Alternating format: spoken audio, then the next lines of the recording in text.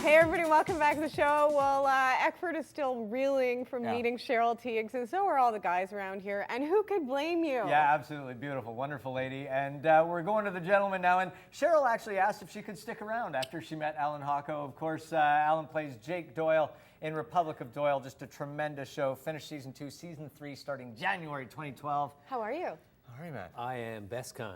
Cheryl said you were handsome. Well, Not bad.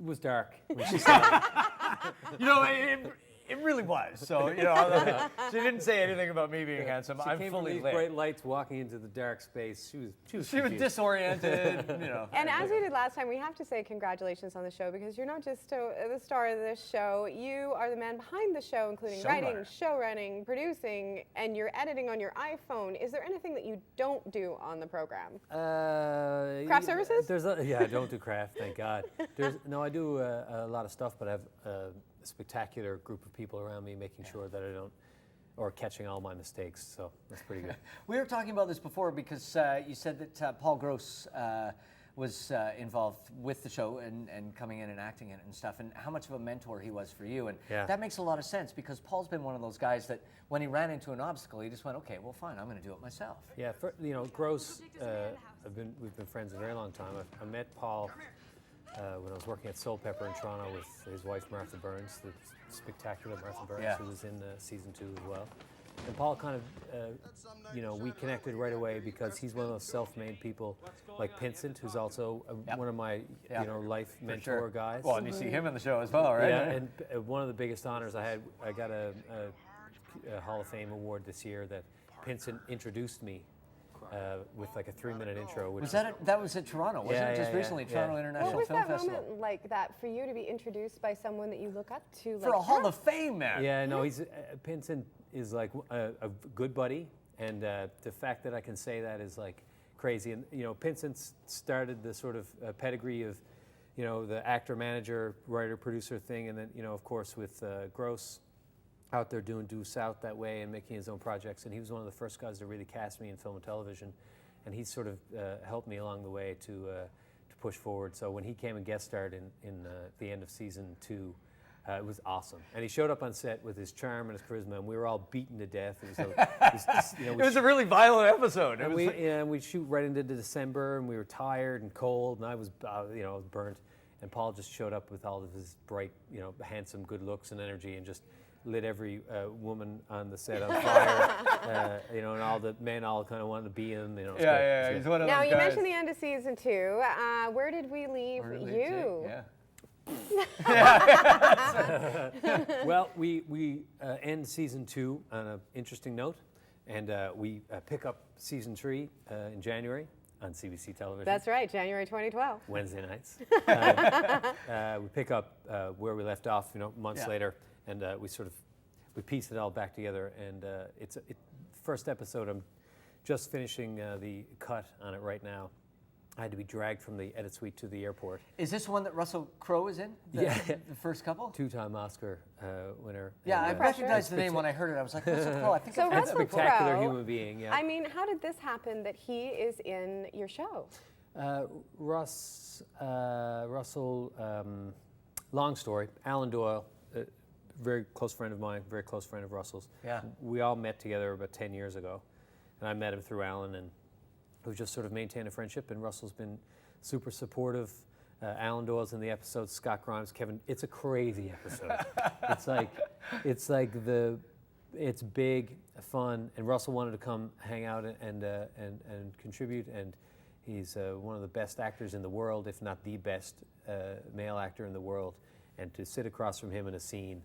Many scenes. He and I have a bunch of scenes together. It was Can I just say, one of the great things with this show, I think with any show that you get invested in as a viewer, is that you guys have had such a great progression on the show. Like you talk about these episodes with Russell, and they're just huge and crazy and fun, but you can see that as the series has gone along, as you guys are really defining what it is and what you are and what you want the show to be, how much fun you're having just kind of, making it bigger. Yeah, it's fun. And, it's interesting because in a lot of ways, I come through this business through acting, obviously, right? I come to it through acting, and in a way, this company is an actor's company.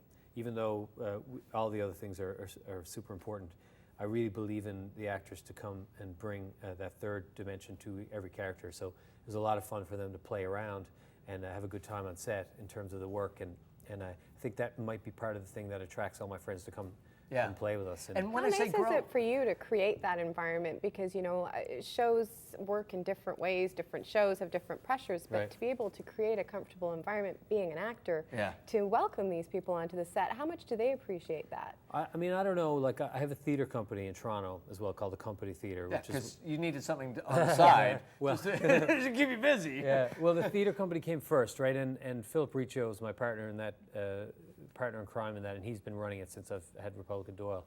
But that was the idea that we started with our theater company, was to just create a safe atmosphere for actors to take super creative risks, and hopefully that would translate to our audience. And that's sort of the same kind of MO that we have for Republic of Doyle, is that for people to show up and give her. Well, and that's You're what I just meant give her, by, eh? give her. That's what I meant by grow. It wasn't. It's not a budgetary thing. It's not money. It's not special effects. It's, you know, the characters, the story arcs, the fun that people get to have. That's what the growth has been. And we're getting better. You know, if I can say it, we're getting better as writers, and we now, everybody involved, the network, all of us, all the actors, we all know what the show is. You know, and the audience. And we know what's working, what isn't working. So it allows us the freedom to sort of make it tighter and tighter. And this season is by far my favorite, hands down. Why? Give us some details. Give us some spoilers. Sneak peek, you're not allowed to give What is going to happen? What am I talking about? You're not allowed to give spoilers. Who are you disappointing? Your boss? You can say whatever you want. Well, I think there's a lot of fun. Our audience is buying into a thing, and we left things in a certain way, and I don't want to spoil it for anybody. But, you know, it's just crazy. Like the episodes, the things that really work about the show, I feel like they're really they're accentuated to the edge of the cliff this year, and it's just a romp from beginning to end. And we have like Pinsent's coming back, Victor Garber comes back in a way you've never seen him on the show. Sean Doyle's back. Oh my God. Shannon Tweed. Guest stars. Oh, that's right. We talked to Shannon a little while ago, and she was she talking told us about it. How did that one happen? Well, I met her at the Genies, you know, and Brett Wilson introduced me to her, and you know, she's from Newfoundland, I'm from Newfoundland. Once again, you were in shadows and dark light. She said, "Wow, you're handsome." I was wearing like a mask. Of course, I forgot she's from Newfoundland, Yeah. so she couldn't say no. Well, we connected, and she, you know, talk about fluke. We wrote a part for her, and I found out that Kiss was going to be in Newfoundland. Oh, get out. And I texted her, and I was like, "Are you going to be here?" It was the exact window that we were shooting. Perfect. And Gene came to set and everything. Just crazy. Well, when things are meant to happen, they're meant to happen. And we wrote the part for her. Now, most people have to move away and get their success, but for you, I mean, it just seems so natural that you got that it's in Newfoundland, and it doesn't seem like this show could really succeed or take place anywhere else. How great is that for you to be in Newfoundland and doing this? It's super special because I've lived everywhere. You know, as an actor, you got to sort of travel to where the work is, and the fact that I'm able to bring it home is great. But the key thing for me is that we make a show that is for all of us, like for us out here, for all Canadians, right? It resonates around the world. Forget about Canada. I mean, you have an international audience now. Which is fantastic. And you open the door, like it's not, you don't need to be a Newfoundlander to appreciate the show. It's for all of us. And I hope that people out here in BC look at the show and they go, well, that's a Canadian show that I'm proud of. Yeah. And then, you know, you open the door to all of Canada to sort of get involved. And then, like you say, then it goes around the world. Like every audience member is our ambassador. And I feel like we're all making it together. You know, Russell said, one of the coolest things he said when he was in St. John's, when we were working, he was like, man, you know, you're not producing the show. The city of St. John's is producing the show. Very true. Russell's walking down the busiest street in St. John's on the busiest day. It's the regatta day, which is a long story, but it's all traffic, walking traffic. And he's shooting in the middle of the road, walking in. And everybody walked by, nobody said a word to him. Really? They just looked at me and were like, hey, all right.